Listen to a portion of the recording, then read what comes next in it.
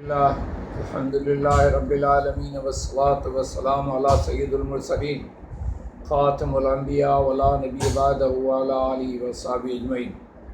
محترم سامعین و ناظرین، بزرگان، نوجوان بھائیوں اور طلباء کرام، طالبات کرام، السلام علیکم ورحمۃ اللہ تعالی وبرکاتہ۔ آج ہم انشاءاللہ العزیز، میں حکیم محمد علی بلوچ، انقلابی دواخانہ گگر بن قاسم ٹاؤن کراچی سے بات کر رہا ہوں۔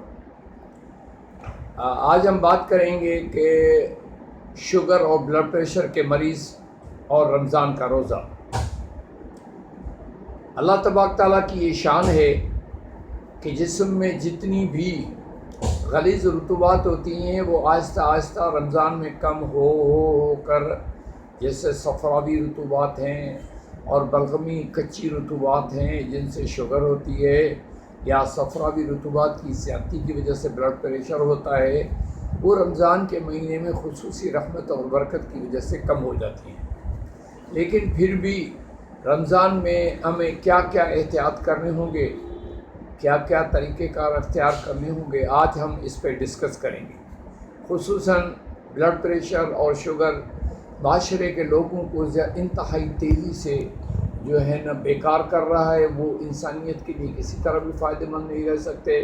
ان کے جسم میں دردیں، سر درد اور جو ہے نا جسمانی ساخت میں تبدیلی، اور گوشت جو ہے اس کی ساخت میں کبھی عضلات، اعصاب اور غدد تینوں کے بیکار ہونے کا خطرہ برقرار رہتا ہے۔ اس لیے آج ہم ایک بھرپور کلاس کر رہے ہیں بلڈ پریشر اور شوگر پہ۔ دیکھو، جب بلڈ پریشر ہو اور شوگر نہ ہو تو یہ خودی تحریک ہے، اور اگر شوگر بھی ہو اور بلڈ پریشر ہو یہ بھی خودی تحریک ہے، اور اگر شوگر ہو اور بلڈ پریشر لو ہو رہا ہو تو یہ خالص اعصابی شوگر ہے۔ چونکہ بنیادی طور پر شوگر ہوتی اعصاب سے ہے، تو بلڈ پریشر بعد میں ادویات کے جو ہے نا وہ غلط استعمال، زیادہ استعمال، اور ان کے جو سائیڈ ایفیکٹس ہوتے ہیں، ان کے رد عمل ہوتے ہیں، ان کی وجہ سے پھر بلڈ پریشر شروع ہوتا ہے۔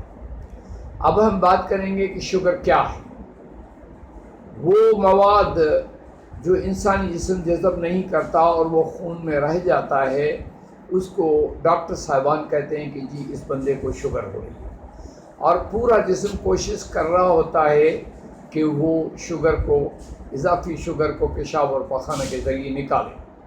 لیکن چونکہ اس کا باقاعدہ تربیتی نظام دنیا میں میڈیکل سائنس میں موجود نہیں ہے، وہاں پر دوا فروشی کا ایک بہت بڑا بنڈل قسم کا نظام موجود ہے جو انسانیت کے لیے انتہائی نقصان دہ ہے، انسان کے لیے انتہائی نقصان دہ ہے، اور نقصان دہ ہونے کے علاوہ وہ معاشی طور پر، معاشرتی طور پر بھی انسان کی تباہی کا سبب بنتا ہے۔ اس لیے مسئلہ دوا سے زیادہ غذا کا ہے۔ ایک تو شوگر کا مریض، اس سے پہلے ہم بات کریں اعصابی شوگر میں، تو اس کو دودھ، میٹھی چیزیں، کوکنگ آئل اور بازار کا مسالہ اور چینی سے مکمل پرہیز کرنی چاہیے۔ نمبر 2، وہ اناج نہ کھائے، سبزی، فروٹ اور خشک میوہ جات پہ اپنا گزارا کرے۔ آپ حیران ہوں گے کہ وہ بالکل ٹھیک ہو جائے گا، دنیا کے کسی دوا کی ضرورت نہیں ہوگی۔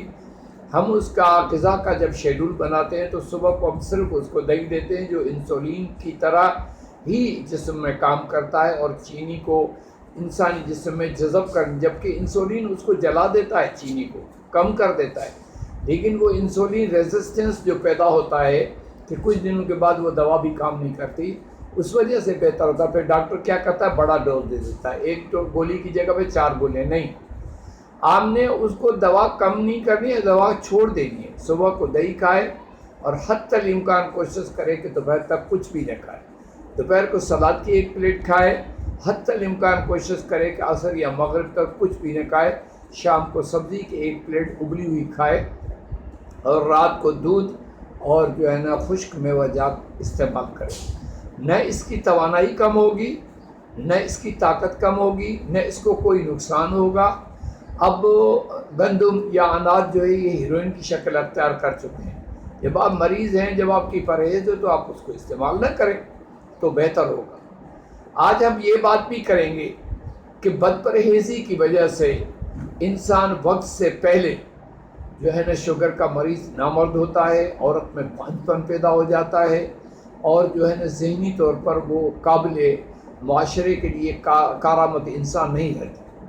اس لیے اس پہلے ہی جب آپ کو شوگر کا پتہ چلا ہے، خبردار آپ کوئی دوا نہ کھائیں، آپ صرف پرہیز پہ رہیں، کوئی اناج نہ کھائیں، صبح کو صرف دہی کھائیں، دوپہر کو سلاد کھائیں، اور شام کو سبزی کھائیں، رات کو خشک میوہ جات اور دودھ کھائیں۔ آپ کی غذائی ضرورت کامل اور مکمل رہے۔ اس طرح سے کیا ہوگا کہ وہ انسان جو ہے نا کچھ ہی دنوں میں محسوس کرے گا کہ یار مجھے تو شوگر تھی ہی نہیں، وہ جو رکی ہوئی شوگر تھی وہ نکل جائے گی پخانہ اور پیشاب کی وجہ طریقے سے، اور باقی جو شوگر اس کو نہیں تھی۔ اب دوا جب اس نے کھائی تو وہ جو انسولین بن رہی ہے اس کو روکنے کے لیے یہ دوا اس نے کھائی، وہ انسولین نہ بن۔ جب انسولین نہیں بنے گی تو لازمی بات ہے ساری عمر آپ کو دوا پہ رہنا پڑے گا۔ اس لیے بہتر یہ ہے کہ آپ دوا کو چھوڑ کر غذا پر آ جائیں، اور جب غذا پہ آپ آئیں گے تو آپ حیران ہوں گے کہ انتہائی تیزی سے آپ کی شوگر ٹھیک ہونا شروع ہو جائے گی، اور ٹھیک ہو جائے گی، مستقل ٹھیک ہو جائے گی۔ میں کہتا ہوں اگر کوئی آدمی 20 سال کا شوگر کا مریض ہے تو اس کو بھی چاہیے کہ غذائی چارٹ پر سختی سے عمل کرے، خاص کر کے جتنے بھی اناج ہیں آپ کے کھاتے ہی وہ چینی بنانا شروع کر دیتے۔ پتہ چلا ڈاکٹر نے چینی تو منع کر دی، لیکن گندم، جوار، باجرہ، جو اور مکئی سے منع نہیں کیا، تو ان کے کھاتے ہی چینی بننا شروع ہو جاتی ہے، گلوکوز میں تبدیل ہونا شروع ہو جاتے ہیں، وہ سکروز بننا شروع ہو جاتا ہے، اور پھر وہ مریض جو ہے وہ دوا کھا کھا کے مر رہا ہوتا ہے۔ اب ہم آتے ہیں جب شوگر بھی ہو، بلڈ پریشر بھی ہو، تو شوگر کے مریض کو جب دوائیں دی جاتی ہیں تو اس کا خون گاڑھا ہونا شروع ہو جاتا ہے، پھر اس کا فلو چارٹ جو ہے وہ سختی اس میں آ جاتی ہے۔ جب سختی آ جاتی ہے تو اس کو ہم کہتے ہیں blood pressure. Blood pressure, blood کا جو بہاؤ ہے اس کا پریشر اس وقت بنتا ہے جب وہ ٹھیک بہاؤ نہ ہو رہا ہو، تو لازمی بات ہے پھر اس کو ایسپرین، ڈسپرین، فلانا ڈمکانا دیا جاتا ہے، اس کے خون کو پتلا کیا جائے۔ اور جب وہ جو شوگر کی دوائیں جاتی ہیں وہ خون کو گاڑھا کرتی ہیں تو فائدہ کوئی بھی نہیں ہوتا۔ لہٰذا یہ تاریخ نے ثابت کیا ہے، اور اس دور کے طریقہ علاج قانون نظریے مفرد اعضاء نے یہ ثابت کیا ہے کہ اگر آپ دوائیں چھوڑ دیں، پانی زیادہ پئیں، اور اناج چھوڑ دیں، اناج میں چاول بھی ہے، اور جوار، باجرہ، مکئی، گندم بھی ہے، اور جو بھی ہے، یہ اناج آپ چھوڑ دیں تھوڑے دنوں کے لیے تاکہ آپ کی صحت مکمل طور پر بحال ہو جائے۔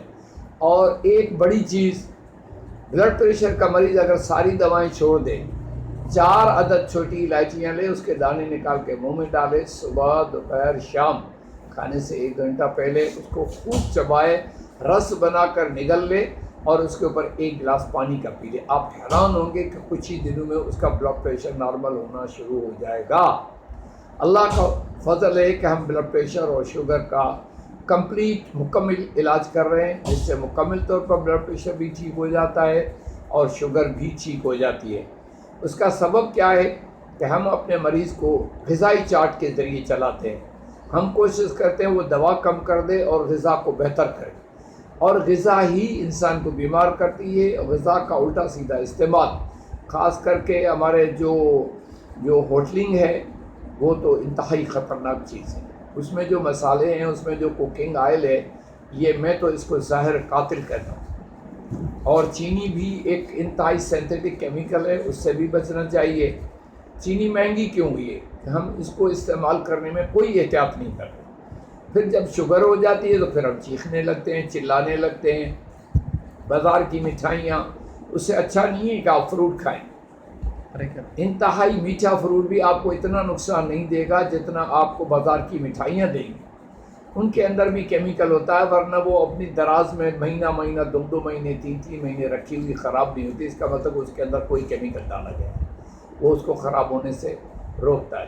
اس طرح ہم آج تہیہ کرتے ہیں کہ پاکستان سے شوگر اور بلڈ پریشر کے امراض کا خاتمہ کرنے کے لیے اپنی جدوجہد جاری رکھیں گے، آپ کے لیے، اپنے لیے دعائے خیر بھی کریں گے اور اللہ تبارک تعالیٰ سے دعا کرتے ہیں کہ رمضان مہینے کے آخری ایام نجات من النار کے جو ایام ہیں ان سے ہم بیماریوں سے بھی نجات پائیں گے اور ہم انشاءاللہ جہنم سے خلاصی پا کر جنت کے حقدار بن جائیں گے۔ میں دعا کرتا ہوں پھر بھی کہ اللہ تبارک تعالیٰ آپ لوگوں کو غذا کے توازن کی توفیق عطا فرمائے اور آپ اس پہ سختی سے عمل کریں۔ آپ حیران ہوں گے کہ آپ کو کتنا فائدہ ہوتا ہے۔ وما علینا الا البلاغ المبین۔